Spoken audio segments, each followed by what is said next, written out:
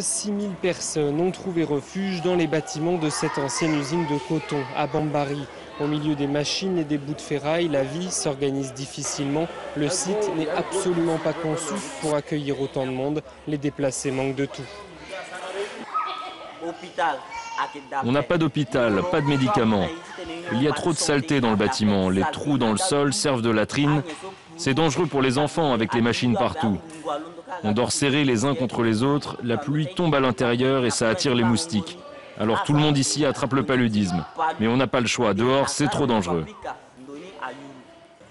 L'approvisionnement en eau potable et les problèmes d'assainissement sont quelques-unes des difficultés rencontrées par les humanitaires qui doivent également faire face à une autre contrainte. L'ancienne usine de coton se trouve dans l'enceinte d'une base militaire des casques bleus. Donc depuis le début, suite à ces affrontements, on a eu environ 10 à 15 000 personnes déplacées.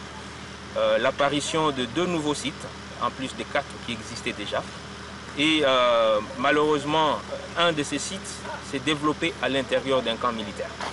Donc ça a posé un problème de dilemme au début, mais à la fin, on a été obligé de répondre aux besoins, surtout les besoins les plus urgents de ces populations-là.